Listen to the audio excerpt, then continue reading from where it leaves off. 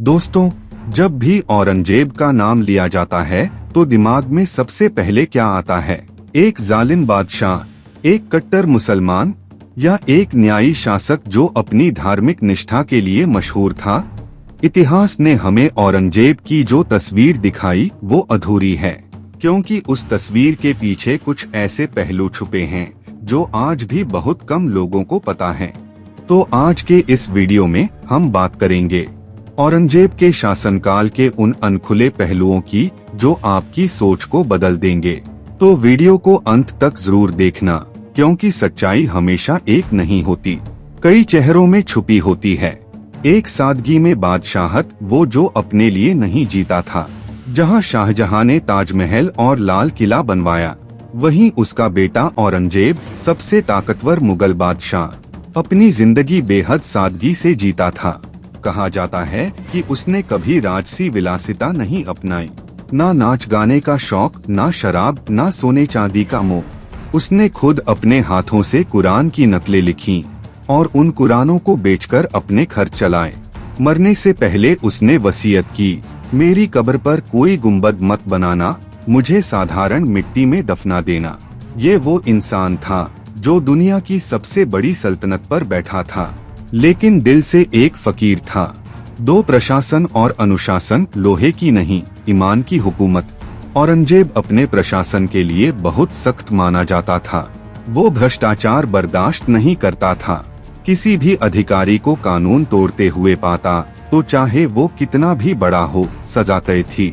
उसने कई बार अपने ही रिश्तेदारों को गलत काम के लिए जेल भेज दिया। उसकी नजर में कानून सबके लिए बराबर था, यही उसका असली शासन सिद्धांत था।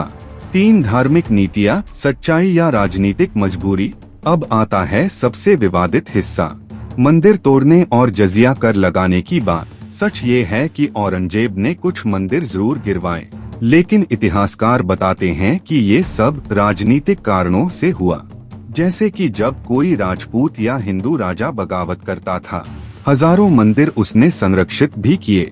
वाराणसी, उज्जैन और मथुरा जैसे इलाकों में कई मंदिरों को उसने मुकर्रर जागीरें दी। पर दुर्भाग्य से इतिहास ने सिर्फ एक पहलू दिखाया, जिससे वो हमेशा एक धार्मिक तानाशाह के रूप में याद किया गया। 4 औरंगजेब, एक प्रशासक जो 50 साल तक राज करता रहा। 50 साल तक सत्ता संभालना कोई छोटी बात नहीं है। वो मुगल साम्राज्य का सबसे लंबा शासन करने वाला बादशाह था। उसके समय में भारत की सीमाएं सबसे विशाल थीं। उसने अपनी सेना को मजबूत बनाया, राजकोष को भरा रखा और अपने जीवन के आखिरी दिनों तक युद्ध भूमि में डटा रहा। वो बुजुर्ग होने के बावजूद आराम नहीं करता था, क्योंकि उसे डर था कि अगर उसने रुकना सीखा तो सल्तनत टूट जाएगी। 5 इंसान और बादशाह, दोनों का अंत सादगी में। औरंगजेब की आखिरी सांसें भी एक साधारण तंबू में ली गईं। ना कोई महल, ना सोने का बिस्तर, बस मिट्टी और खामोशी। मरने से पहले उसने लिखा था, मैंने जितनी हुकूमत की वो सब फानी है, जो रहेगा वो बस अल्लाह का नाम है। इतिहास में शायद ही कोई ऐसा बादशाह हुआ जिसने इतनी ताकत हासिल की हो और फिर भी खुद को गुलामे खुदा कहा हो। तो दोस्तों, अब सवाल आपसे, क्या औरंगजेब सच में एक जालिम बादशाह था, या वो एक गलत समझा गया इंसान जिसके फैसले वक्त की मजबूरी थे, ना कि कट्टरता का सबूत?